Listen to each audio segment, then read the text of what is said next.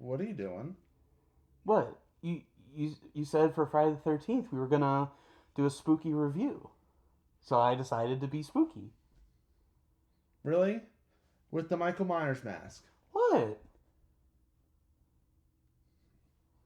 Sorry, folks. Apparently, I didn't get the memo that Friday the 13th has a franchise. Yeah. So I decided in the last couple seconds, I went back and watched all of the Friday the 13th movies, and I said, what the hell? Let's give it another try. Yes, and we're doing this in new places. Scott's house. We're doing this a new venue. Um, so we're doing the Friday 13th just like we did 2 Halloweens ago. We did Halloween franchise, which was, but we didn't do Halloween Ends. It sucked. There you go. Yeah. We did it. It's ranking near the bottom. Yeah. I was not a fan of Halloween Ends. Yeah. Then last year we did the Monsters. So we decided we're gonna do something not as terrible. There's some low points in this franchise. Oh, don't get me wrong. It has its moments of horribleness. But we're doing Friday the 13th. We're doing all of them. We're doing 1 through Jason X, and we're also doing the remake or the requel. It's more of a requel. It's like a remake sequel. I don't know how it could be a sequel, considering they redo the whole Pamela Voorhees thing. Yeah, Jason. we'll get. No, it's a remake. It's a remake. But yeah, so we're gonna do like you said, we're doing all the Friday the 13th. We're doing the 2 Jason movies. We're doing the remake. We're not doing Freddy versus Jason because, one, we don't want to add another movie for full transparency. But in reality, it's because that would involve having to do the Nightmare on Elm Street movies, which we haven't done yet for the podcast. For the show. That we haven't done for the show. And so we're going to save that for when we eventually do the Nightmare on Elm Street. So it will come. You just got to be a little patient. We are definitely going to be doing Nightmare on Elm Street. Spoiler, we were going to do that sometime. But here we are. We're going to talk about Friday the 13th.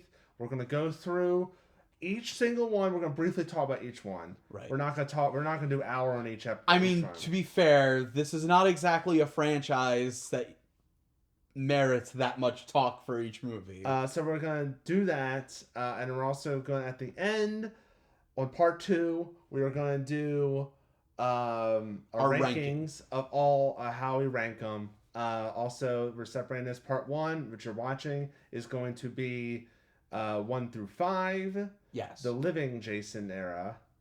And then we'll go from part 6 on, which is the undead Jason. Yes. And the remake, since technically he's a human in that one again. So that's what we're going to be doing, and I think we should start with number 1. So the first one, 1980, Sean Cunningham, the OG, it's a slasher movie.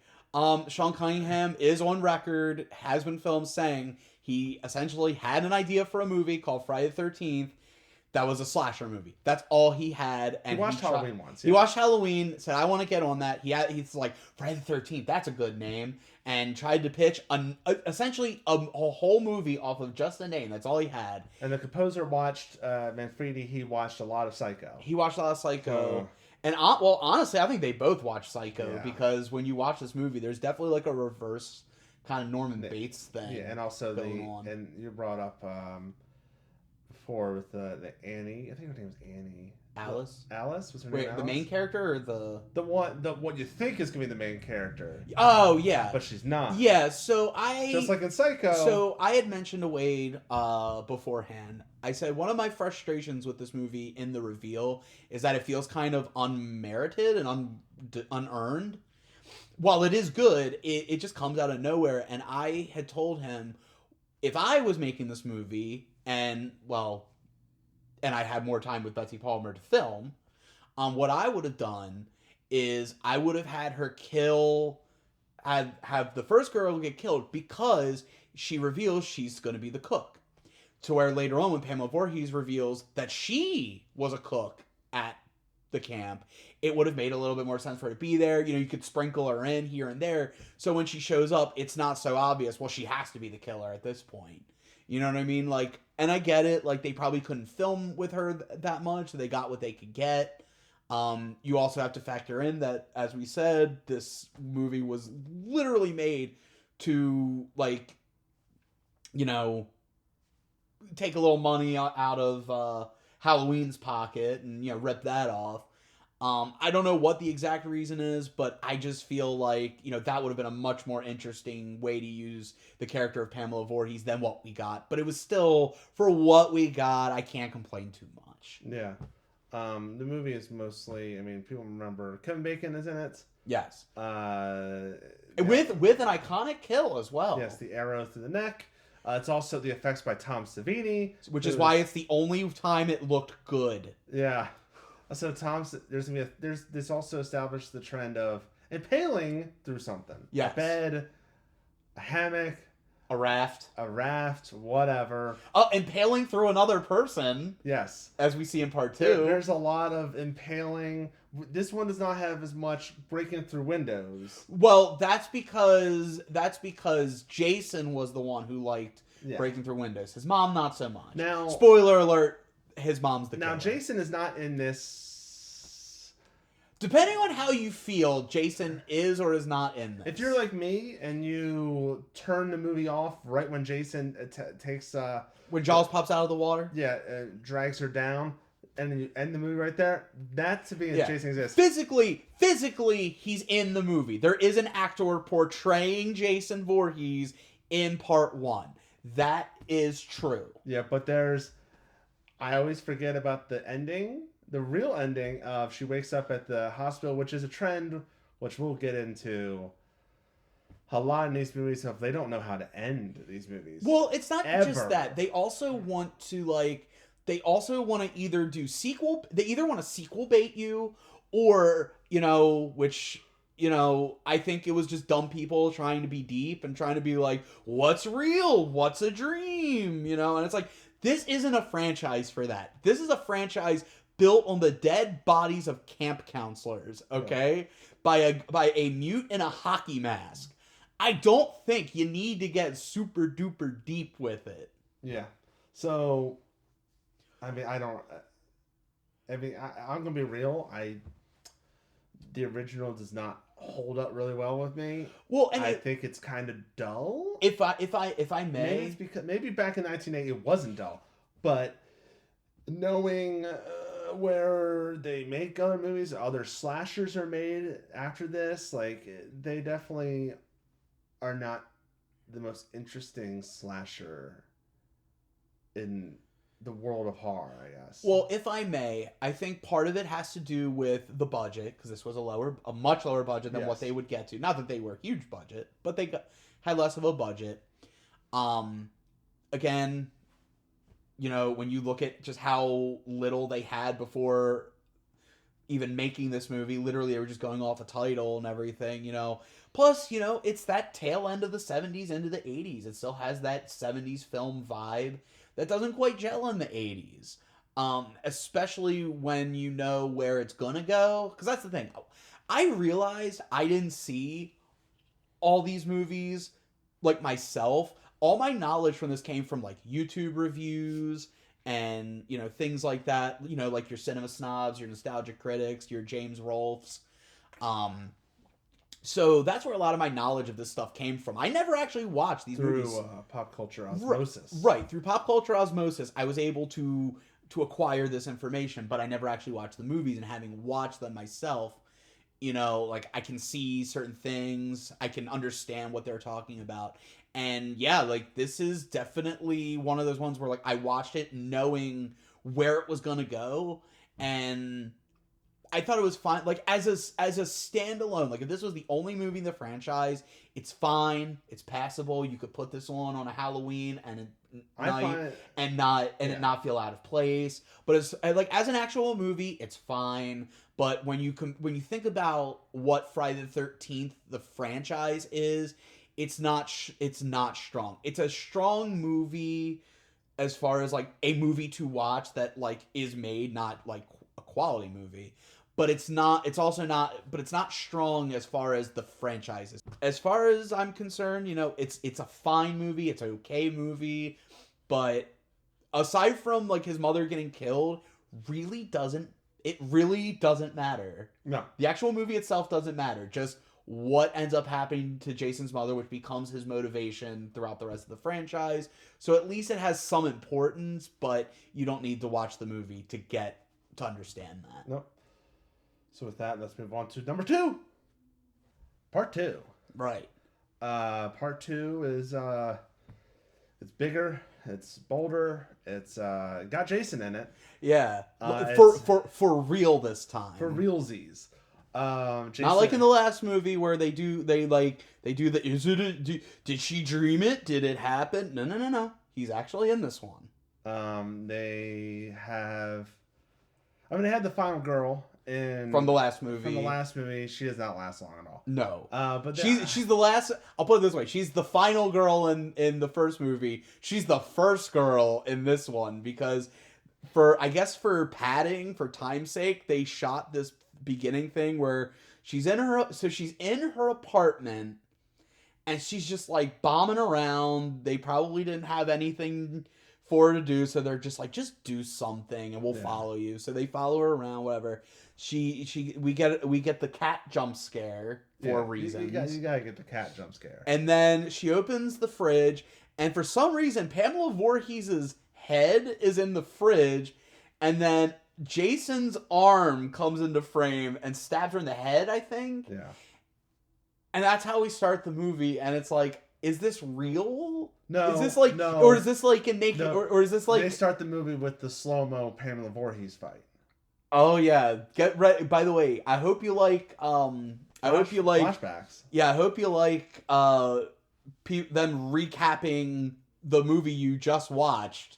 Because Lord knows, I guess it makes sense because this is before I think VHS blew up, right? So they had it's like, okay, you went to the theater. I think this came out in 1981, so it's literally a year later. Yeah. So they're like, we gotta just do that, and I guess it makes sense. But this features the first final girl that actually is good. Yeah. It has Ginny. Alice wasn't bad. She was just unremarkable. But Ginny is so much better. Ginny is ingenuous. She's smart. She's smart. She's kind of like, she can fight on her own. She's observant. Yeah. Like, she is like one of the smarter final girls in this entire franchise. I forget what they're all going to a party that's... What is this? A lot of these blend in together. Is this the one that has? No, that's 3. That's 3. I know what you're gonna. I know where you're going. Guy. We'll get to that one. I'm trying to think. They're just. Why were they there? They're just all. It's a cabin party. I think they're just there because they have the guy with like the derby hat and girl. You know what? It's okay if you don't remember all these characters. It's Friday the 13th. They don't remember these. I guarantee you, at least 5 actors who were in these movies don't even remember they were in it. Ralph's in it.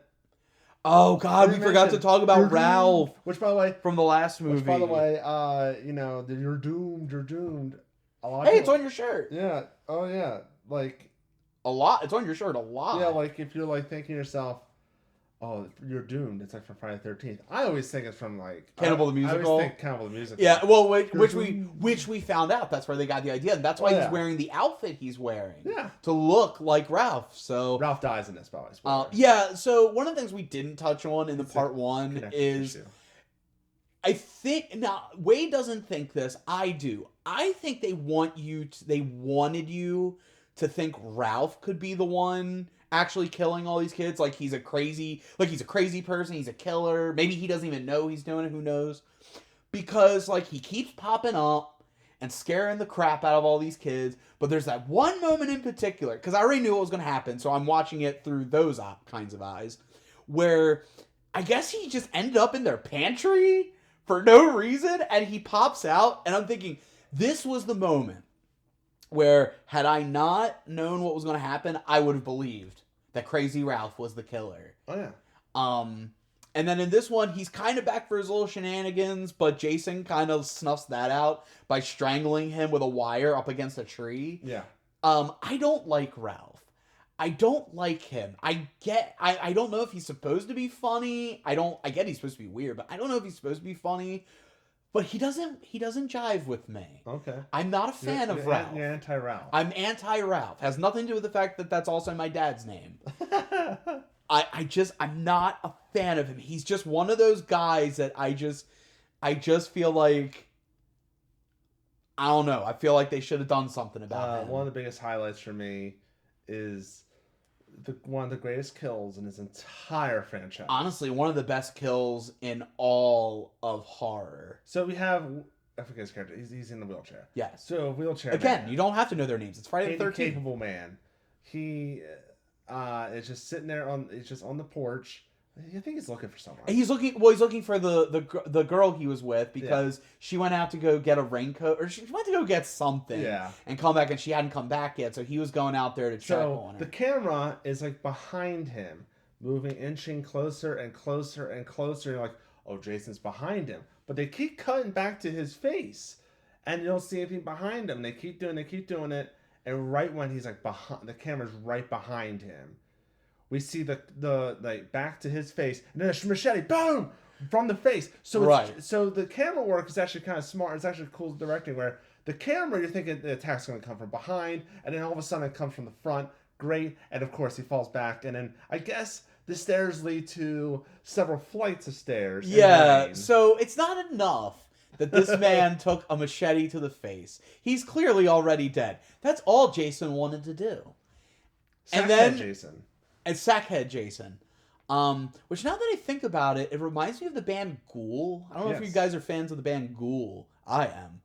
And they have the sax on the face. Now theirs have blood, so I don't know. Maybe it's related to something else. But I can't. And both eyes are. And I can't. But I can't help but wonder if they might have gotten inspiration from that. Also, listen to Ghoul. But yeah, so it's not enough that he got the machete in the face. That's all Jason really wanted. But then he gets the happy accident of the chair rolling back and going down this huge flight of stairs in the rain, thunderstorms. Guys, if you like thunderstorms and rain, this is the franchise for you. And busting through windows. And busting through doors. And, you know... And this is the one where, like, the couple, where the girl with the big old, like, frizzy hair and the guy with not pork pie hat, it's like a derby hat, are having sex and they get impaled. Yes. Also, by the way, I found out in a later movie where like the guy's getting revenge. I think it was the fourth one. He's getting revenge on who killed his sister. That's his sister. Well, all right. Frizzy hair is the sister. I had to look that up. Yeah, because when he says it that way, I mean, you could argue that like, oh, it could have been anybody. And this also ends with another like fake out of like busts through the window, great, it pulls her into the darkness, ending, done. And you know what? It was well done. Yeah. Now here's the thing. Here's the difference between part 1 and part 2. With part 1, it could have been a dream. It could have been real. But also in part 1, like she also takes a canoe and she's like, I want to escape, and she's in a lake, so how should she escape? We'll learn the logic in part 8, of course. But at least with that one, again, it could be, could not be. With this one, it's kind of obvious that it's fake because of the fact that, so one of the girls, the fitness girl, she has a Shih Tzu with her. Yes. And they come across its dead body. It had to be the Shih Tzu. There's no way that wasn't that dog. Yeah. And so, like, once they're back at the cabin and everything, she's there with Paul, I think his name is. Guy. It doesn't matter. It's Friday the 13th. But they're back, everything's safe. The dog shows up, and turns out it's alive. The one guy that was at the bar that did not die, Ted. He stayed in the bar. Right. And smart guy. But anyway, so all this like mega happy stuff happens, and so she's sitting in bed, and all of a sudden Jason comes through without the sack on his head, with like the long hair and everything.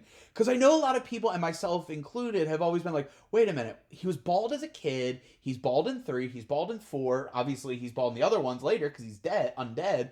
Why does he have long hair? And I thought to myself, that's also an indication that it was a dream, because she doesn't know what Jason looks like. So in her mind, this is what Jason looks like. Yeah. Because once we cut back, Paul's dead. Clearly the dog's dead. Like, and she's the only survivor. So at least with this one, they're not trying to make you think you're seeing something that didn't happen. Yeah. So at least, you know, you have something like that. And believe me, there's gonna be another jump scare like that. That's gonna be really bad coming up soon. Yeah. But with that, not much really to say. So I guess on to part 3. 3D. Whoa. So if you didn't know, Whoa. so this movie is definitely in 3D. If you didn't know it was in 3D, it's in 3D. They shoot it in 3D. There's the yo-yo in 3D. There's the guy hanging the clothes. It's just like, oh, the pole. Yeah. Not Ralph with the eyeball. Yes. There's a scene where Yeah. there's a scene where the kids are driving and they see this homeless guy. They don't want to hit him, so they try to wake him up to get him out of the way. And he turns out to be a real psychotic, just weirdo. And somehow he has an eyeball. Where he got the eyeball, whose eyeball it actually is, no idea. Don't care. This is also the first movie that I think it has diverse character, not say diverse as in ethnicity. Characteristics. Everybody has characteristics. Stereotypes. You have Shelley, who's awful. Who's awful, but he's the prankster. Yeah, but he's so bad. He's down on himself because he thinks he's ugly, so he feels he has to do these things as a way to try to not so much show off, but maybe they'll respect the work I put into these. The stoner. The stoner and the stoner. Who's 45, I guess. The stoner and the stonerette. Yeah. There is a lady stoner. I don't even remember the blind date. There was the blind date for Shelley. Who was the final girl? There's Rick, the old man, a 40-year-old. I can't remember her name, but I can definitely remember her face. And of course, the biggest character in this entire movie is the barn. Yes. If you have a barn fetish, this is the film in the franchise for you. There's barns in at least one or two other ones, but never before has a barn been utilized in a non-farm related film until Friday the 13th Part 3. Well, there's one. There is another characteristic. We have pregnant girl. Or do we? In the first scene when they're in the van, they're driving to, of course they're going to Crystal Lake. Of course, why not? Yeah. Well, remember, nobody knows it's Jason. Yeah, they're going to Crystal Lake, and she's saying I can't drink because I'm pregnant, and they never talk about it ever again, and I don't understand. No, they bring it up one other time that she's pregnant. I think when they go swimming. Yeah, was that real? I don't know. Joke? Either there was a pregnancy subplot that they either didn't film or they cut, but they forgot to change her dialogue there, or it was just something that they said to make you think they won't kill her. Because they do. Oh, they do kill her. They do. They do that a lot. There's also the side. There's also, I think, the first movie that we have to have side characters just to be introduced to be killed. Yes. With the bikers, which were Ali, who shows up at the end. Is I'm gonna save the day, and he does not. Yes. There's Locke and what was the girl's name? Fox. Good on you for remembering. Fox. She goes into the barn and she's discovered a whole new world. She's like, oh, a whole new world. What's this? Oh, look, it's a spade. Oh, a shovel. Oh, what is this thing? She does that a lot. It felt like a glorified. She's like an infant. It felt like a glorified camera test. Yeah. It felt like they just shot this stuff just to have some kind of idea of continuity for what's in the barn, and they're like, what the hell, put it in. This is mostly known for a couple things. There's 3 notable kills. The harpoon, which is one of the best kills in the whole franchise. The upside down handstand, aka the handstand dick slice. Yes. Oh, he gets wrecked on that. And I think it's Rick. He squishes the guy's head, and an eyeball pops out, and it stops. And it's so bad. Yeah, it's done so horribly. It's bad. But the main thing is, this is where he gets the hockey mask. Yes. So there's a scene where Shelley's doing one of his practical jokes to the girl who's supposedly his date for this whole trip. And this is after they ran to the bikers in the awkward scene in the mart. Yes. And so he tries to pull a prank on her and wearing a scuba outfit and a hockey mask. So I guess even before Jason got the hockey mask, people were scared of hockey masks. I guess, because why would you do, like, I don't know.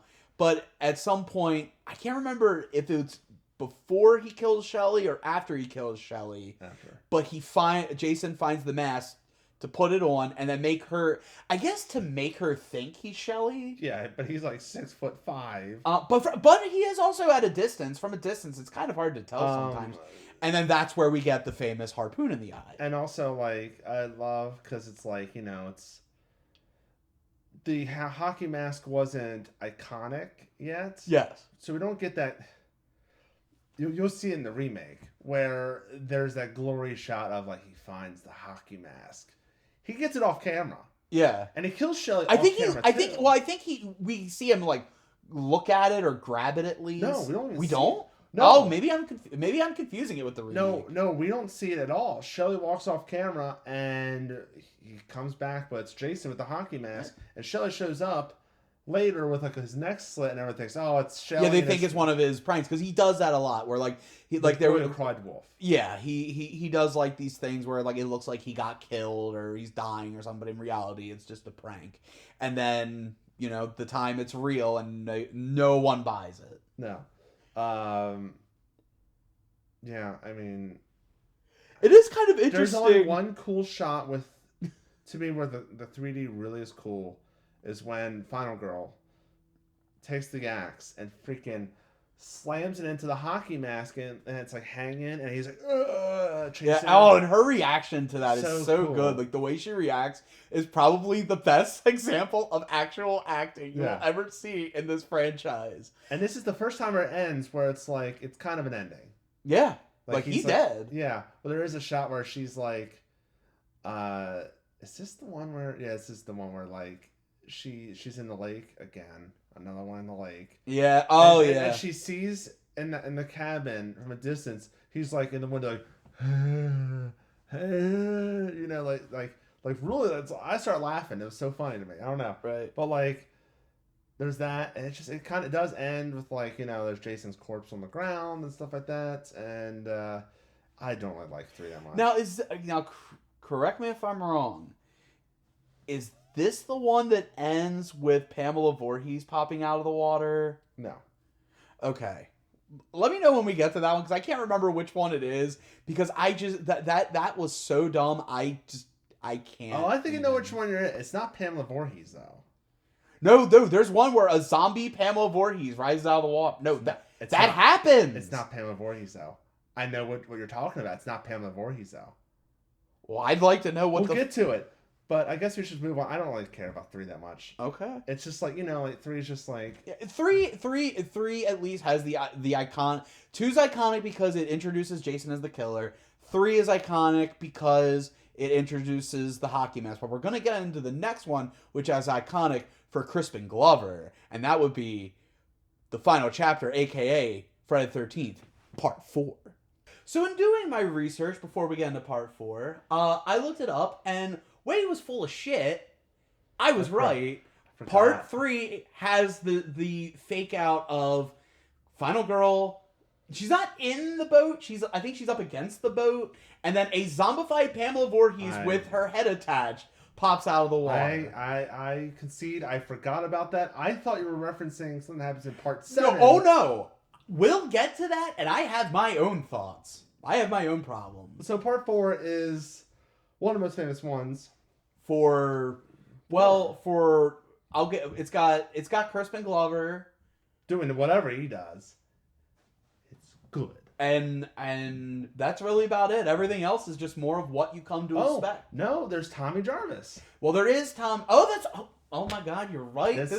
What am I thinking? You know what? I got so used to the phrase "Who cares?" It's Friday the 13th. I forgot. This is one where they actually tried to make a movie. There's parallels to the Halloween franchise, where in Part 4 they introduce a character, a child, not just a character, a child, Jamie Lloyd, and in 5 and 6 Jamie Lloyd carries over. Not so much in 6. Well, she's in it. She's barely in it. Well, depending on which version you watch. She gets a short end of the stick. And also this one... she got a stick, all right. And this also introduced is Tommy Jarvis in Friday the 13th as a kid, and also in 5 and 6 is going to follow him. So each of these franchises have a trilogy of, like... Following a kid who has a connection to the killer. And they have a tease at the end of the 4th one where there is... They're the new version of that killer. But luckily, and each one does not follow through on that at all. Yeah, but I think one should have and the other shouldn't have. Yes. Definitely Halloween should have. Friday the 13th, I'm kind of glad they didn't. This one has the first time we have a family aspect to it. Yeah, so you still have you have another cabin that has like a bunch of teenagers hanging out. They're not counselors, I don't believe. I think they're just partying. They're there to party. They're partying, and Ted... No, it's not Ted. Jimbo. Crispin Glover is mopey because he lost his girlfriend or whatever fit the story was. But it's the first time we get that mopey kind of like a character with an emotion. That Anthony Michael Hall loser kind of character. The only character I remember is in this movie. Let's see if you can remember more than I can. There's Gordon the dog. Okay, Gordon. There's Tommy Jarvis, Trish Jarvis, Jim, Teddy, and that's about as far as I go. You got one more than me. I forgot what his sister's name was. Trish. Yeah, Trish. So I mean, it's got everything you need. It's got the fun characters. It's got great kills. Tom Savini is back because he thought this was the end. Yeah. But no, and what's interesting is having that you have the dual dynamics. So you have Jason with these kids, or part like you're used to, but then you've got like Wade said, this family dynamic, and it's not just a family dynamic; it's a family that actually loves each other and likes each other. There's no you don't see a lot in movies. There's no that. Sibling rivalry. There's no Trish's. I mean, if she's annoyed by Tommy, it's very not much annoyed. Right. It's very eh. And on top of that, they established that she knows all the kids who are there in the other cabin, and the fact that she's spending. They established. I think they even tried to get her. They do, but do they know? They know her name's Trish. Oh. They say her name and everything, and at no point does she get mad at Tommy, feeling like he's in the way of her being able to have fun with her friends or anything. And also have fun with 40-year-old man that's getting revenge for his sister, as I alluded to part 2. He's there. Mostly he's just there so Tommy Jarvis gets the Tommy Jarvis clippings. Yeah, so he can get the news clippings, and as I think he's also the one that Tommy shows off all his props to. Yeah, he's all excited because when you're a kid, I know when I was a kid, I was always happy to show older people the kind of stuff that I like. This is the first movie where we have a kid aspect. And he is to the best of my knowledge, he's the first actual child that's in in the line of fire as far as Jason is concerned. And just like Jenny, he's a smart character. He learns to go into the psyche of Jason. Yes. Which a lot of Final Girls don't do, or they do. If they do it, it's very Yeah. Which we'll get into later episode. And using the aforementioned news articles, he devises a plan to make himself look like Jason, to kind of, as a kid, to try to play off of that, to kind of get him away from Trish, so that they can take him out. But before we can take him out, he's got to kill some people. Yeah, there's the story, and then there's the kills, which is great. Some are big hits, and some are misses for me. Yes. The big hits are both twins' deaths are great. Yeah, so one is they meet up with some twins. The teens who are there to party. They meet up with these twins on bikes, and I guess the twins are just A-okay with these new people they've never met. Remember, kids, talk to strangers. Yeah. So they bring them back to the house, and they have their little party. We'll get to the party, but one of the great kills is one of the girls. I think they had just had sex with Jim, or not long after having sex with Jim. The girl goes up to the window while it's again pouring down rain. By the way, it was not a dead F. No. And Jason grabs her from the window, throws her. She very elegantly falls. It felt operatic almost. Yeah. Falls while the rain is going, everything, and lands on the top of this car. Big thud, satisfying thud. And then watching all the rainwater that had collected on top of it just shoot out. It was so well done. It was so well shot. It is, in my opinion, the best kill in the whole franchise, just for how good it was done. It was made, everything. It's good. It's good. Speaking of good, this is also most iconic probably for the dance. Yes. The Crispin Glover Jimbo dance. Just Crispin Glover in general. Like, he stole the show, and I don't think he was trying to. I think he was just being the best Crispin Glover he could be. And he just nailed it. God bless him. And then he also has a great kill with, where's the corkscrew, Ted? Yeah. Where the hell's the corkscrew? And it's funny because corkscrew, and then when he gets hit with that machete.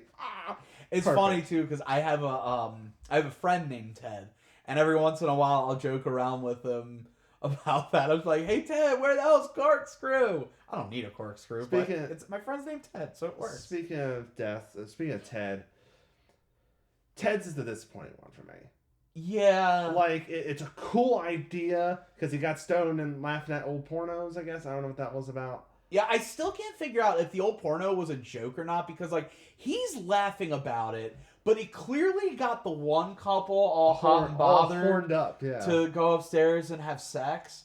So, like, that was a weird choice. Yeah. That was so a choice. he has the projector on him, and he gets killed through the screen into his head, and it just doesn't go well with just did not go well in film. I guess it just didn't film well. Because on paper it's a good idea. But the one kill that it's not really a kill, but it kind of is the reveal of Jason when he has the hockey mask off, and he's like. Ugh! And he gets hit in the head with the machete, and he falls to the ground, and he slides down that machete, and his face is moving. Oh yeah, you see his mouth and other eye moving and everything. And his head is shifting because of the weight. It's real good. And then of course Tommy, die, great. And once again, another Friday the 13th movie. We're just end on that. No, we have to have the hospital scene. Which is not as egregious as the other ones. It's not as egregious as the next one we're going to talk about. It's not as egregious as 5. But they do the thing where, Trish wakes up. She's like, oh, where's Tommy? Where's Tommy? And it turns out, I guess, Tommy hasn't spoken since. Yeah.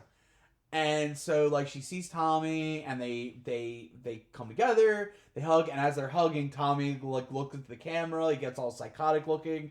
And then they cut to credits. Yeah. And it's basically, again, alluding, like we said, kind of like Halloween 4. Or was it Halloween 5? Halloween 4. Halloween 4. They allude to, he's going to be the new Jason now. Which, that didn't go very far now, did it? No. But overall, I think this one is, of the ones so far, from 1 to 4, I think this is the best made one. It's the best directed. I think the effects are really good. This really showed off what Tom Savini can do for this franchise. It does have a lot of the pitfalls that all the other ones do, but hey, them's the breaks when you're making a Friday the 13th movie. I would say if you're only going to watch one of the living Jason movies, this is the one that I would say watch it. It's got everything you need to know. It's got everything you'd want in one of these movies, and it's a good time. But sadly, we have to talk about Part 5, which was, what was this one called again? A New Beginning. I think it's okay, but there's parts where I freaking hate it so much. I gotta be real with you. It's one of your favorites. I wouldn't say one of my favorites, but I like it. I like what they're trying to do. I get what they're trying to do. I just think it could have been done better. Much like how I felt like the whole thing with Pamela Voorhees in the first movie could have been done better. I think a lot of things in this one could have been done better if done differently. I kind of like it. I think my biggest problem is it's a little mean-spirited. It's very mean-spirited, which is weird for me because if you've watched any of our videos prior, I'm not usually big on mean-spirited films. Because Jason... But this one works. Because I understand it's not Jason. This is why people don't like it. It's because it's not Jason. It's Roy Burns? I don't know what his name is. Anyway, we'll talk about that. He's the paramedic. He's killing the kids because Chocolate Boy is his son. So, his illegitimate son that he knew about. Okay. Let me try. Because I admit, it's not perfect. Knew about the it's kid, not perfect. But he's like, he loves the kid so much to where he'll get revenge and killing all these other kids. But the kid is not living with Roy. Like, I guess he doesn't love him that much. Okay. So,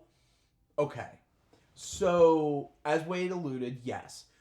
The kid, who the fat annoying kid who eats chocolate, he gets killed by, I can't remember his name because it's Friday the 13th, but he's like... Was it Vinny? Vinny. It was Vinny. Vinny.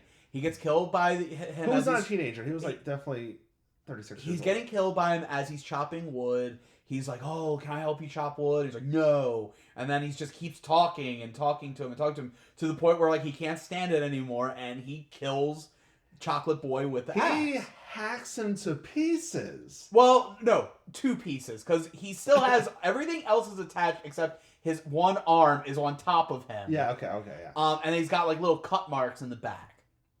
So he gets arrested and taken away.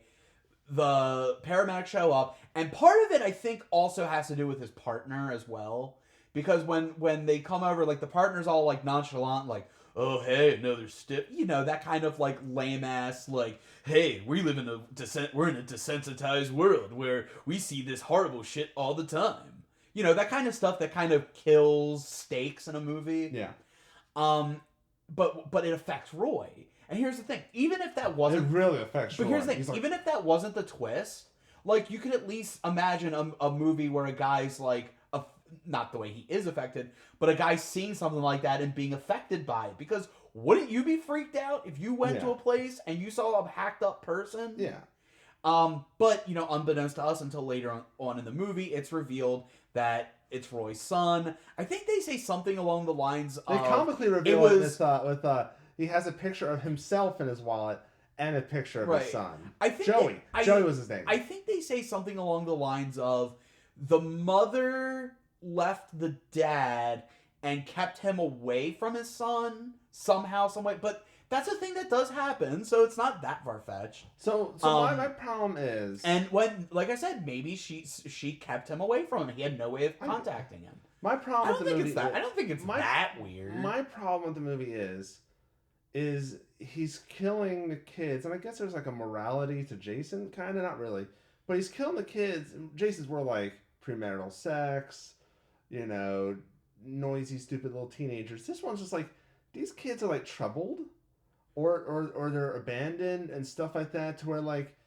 did Jake, the stuttering kid, really need to be killed? Well, also remember... Did Vi, doing her best Madonna dance, did she have to be killed? Like, but these are kind of innocent bystanders. But that's the problem. But they're innocent bystanders. They should... in his mind, what I think is, in Roy's mind, they were there, they could have stopped him. Any one of these kids could have stopped Vinny from doing it. Any one of the people working at this home for troubled kids.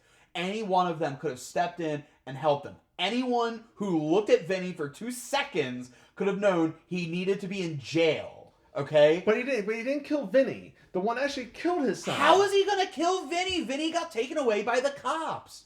What's he gonna do? Go into jail? I don't know. That doesn't... I mean, I'll put it this way. If the paramedics got there before the cops could, yes, I would see, and Vinny didn't die, I could see your point. But he was arrested and taken into custody. What if he can't do that? What if he was put on bail? That'd be a cool little like. But that would kind of reveal who the killer is, I guess. Exactly. You also have to not make it so obvious that it's Roy. Oh, by the way, Tommy Jarvis is in this trouble team. This is where it begins to trouble team. And his thing is he barely talks.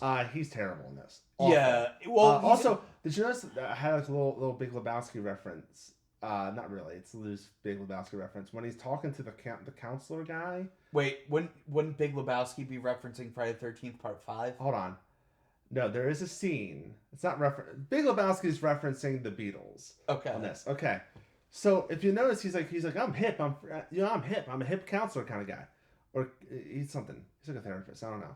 But if you notice, on the back of his wall, he has a printout picture of John Lennon, and then above it, there's a picture of a bunch of walruses, and I thought, I'm the walrus. Can I throw another reference that you didn't catch? Sure. If you look in that one shot where you see his office near the door, there is a picture of the Anthrax logo. Yeah, I saw that too. Not the Man. I saw that too. I was like, oh man, he's real hip. Like I said, I don't think it's as far-fetched as you think it is, but that's me.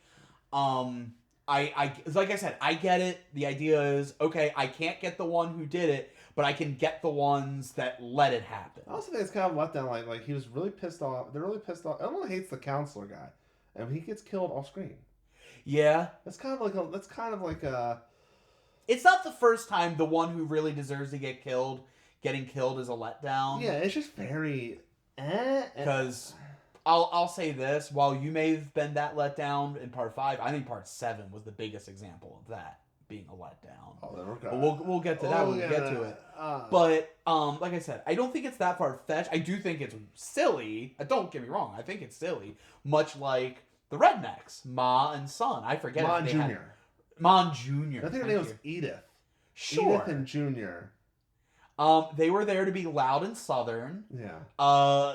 Junior particularly was there to eat, ride a motorcycle, and then get his decapitated. Don't forget Mustache Man. Can't forget Mustache. Mustache Man shows up at the diner trying to have sex with the waitress, and then it's just an excuse for the waitress to take off her smock and show her boobs. Because she's not wearing a bra or an undershirt underneath her diner garb, and she needs you to know that.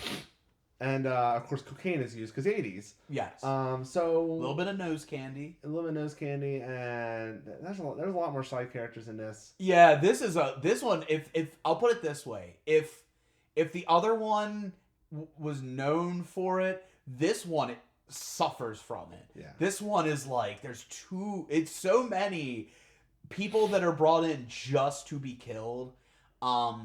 But if you want to talk about someone who was brought in just to be killed, even though they were alluded to, they really were. You can't talk about part 5 without talking about Demon, and especially them damn enchiladas. This is the Crispin Glover effect for this movie, is the damn enchiladas. Ooh, baby. Yes. Ooh. Oh my God. So, do you think Justin Bieber got his ooh baby from this? Okay, so yeah, baby. So yeah, baby. I don't know how you feel about this whole scene from when we're introduced to Demon until he gets killed. Bizarre. But I love it. I love it too. I love that he's in a trailer park, but he's living in a van. He's living in a van in a trailer park. He's there with his girlfriend who, in a normal movie, would hate this lifestyle, but she's in love with this guy. But he has pizza, hot dogs, he has all that stuff. And especially those damn enchiladas. He's got everything you could possibly want. And the thing that I like about him is you look at him and the way the way he looks and because he lives like that rock and roll lifestyle. You'd expect him to be like a dick. Jerk. Yeah. But he's not. He's actually a really nice, lovable character that I think this movie could have benefited from having more. Yeah, we can't forget. Was it? What's his name? Reckless. Reggie the Reckless. Reggie. I thought it was Reggie. Reggie's his younger brother, who he plays the biggest part in this movie, aside from. I feel bad for Reggie because he's being chased to the woods in this bright red pajamas. I'm like, Jason's gonna find you, bro. Well, no, but Jason might think he's already dead. He's covered in blood. Yeah. So in a way, it's kind of smart. But I feel bad for him because he lost his grandfather and his brother. Gramps. Yeah. Poor Gramps. I felt bad for Gramps, but Demon gets impaled. But Demon, so Demon has after they talk, whatever, the damn enchiladas, he goes and runs to take a shit with the best little leg kicks you ever see. As a man who suffers from IBS. And a man who just suffers. I understand this feeling completely. We gotta rush to that outhouse. So so he goes to this outhouse with metal walls and everything. And as he's shitting, the whole thing starts shaking. And one of my favorite things in this whole movie is because it's almost comical when he's freaking out. He's like, "Stop it!" He doesn't say it in a way that you would think we would take seriously either. I don't know if he knows it's a prank or not. But, but that turns out it's his girlfriend. And so I guess, to console him while he's having his diarrhea, she starts singing to him. And it sounds to me like... the tune kind of reminds me of, I think it's Why Do Fools Fall in Love? A little bit. That's what I think it is. Yeah, but, they're but we don't have the rights. So they just start going... Ooh, baby, ooh, baby, ooh, baby, ooh, baby. He has so much enthusiasm. He does it so well. And she's like, yeah, baby, Yeah, I mean, he's great in everything. What's his name? Miguel Nunez Jr. I want to say it's I think it's Miguel. Juan Miguel. No, it's Miguel. Miguel Nunez Jr. I was gonna say I know it was a Latin name. He's from. He's also known. I knew that for Return of the Living Dead.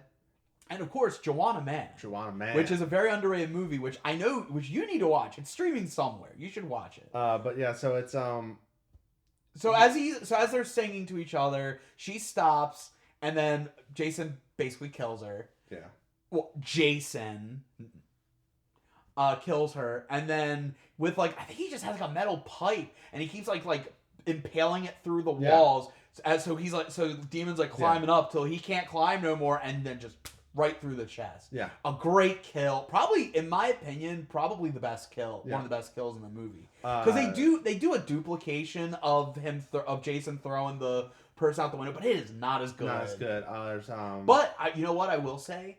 It's a better busting through the door in part 5 than in part 4. I'm gonna say it. That is one thing that part 5 did better. That said, with the Roy thing, I will say I really like the mask.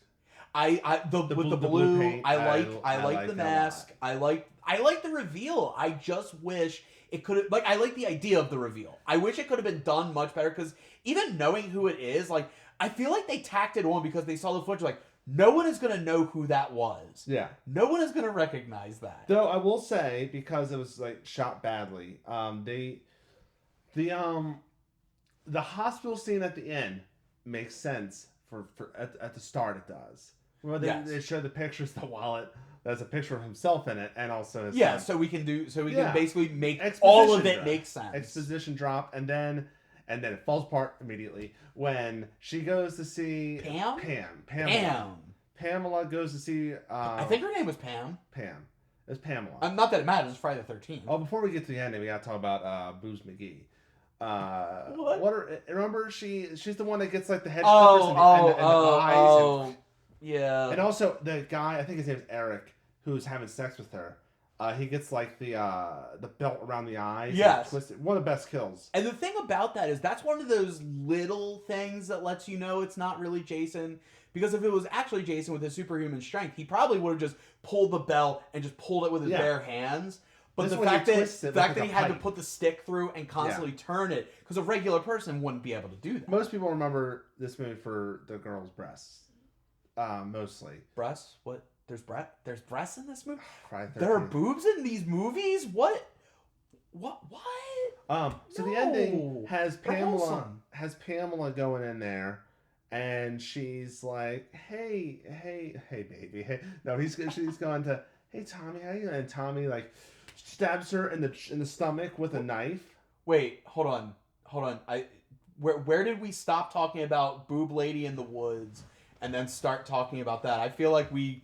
I had to mention that scene that a lot of people talk about as that scene. Okay, I was gonna say those are not the same people. No, because both kills are great. They are. But she's okay. So she gets stabbed in the gut by Tommy, and then Tommy wakes up. Oh well, before that, he does my favorite thing in the world. That thing where someone acts like they normally do, and then in that one moment when they're bad now, they gotta be all. I hate that shit. I hate when characters get goofy once they're revealed as the bad guys. So he wakes up as a fake out. Oh, it's just a dream, and then he goes into the drawer, or I guess his clothes are, but also the Jason hockey mask is there for fucking reasons. I don't know. So he decides. So Pamela walks into the room, and then he shows up behind her with the hockey mask, like he's about to stab her. Yeah, and that's the end of the movie. Why just end with that? Did we have to have the fake out? Oh, I agree. You're not the American Werewolf in London, okay? You're doing Friday the 13th Part 5. But I think, in a way, that makes the plot of this movie a little deeper. Hear me out on this one. The whole purpose of the movie is essentially an escort mission for that hockey mask to get to Tommy Jarvis. He does the thing. So Roy, he does the thing, whatever. So he doesn't try to get it to Tommy intentionally. I'm talking about plot wise. Tommy keeps the mask, but also I think the idea of Roy duplicating Jason gives Tommy the idea to be the new Jason. Well, spoiler alert. That doesn't go And anywhere. we're going to talk about in the next episode, Yes. part 2 of this little franchise series retrospective of. They don't do that. Jason is coming back, and I guess we're just gonna you have to see in part 2 of this, which will probably air probably is available. You watch it, do it. Yeah, do it. So until part 2, we'll see you then. I'm Scott. And I'm Wade. Bye, guys.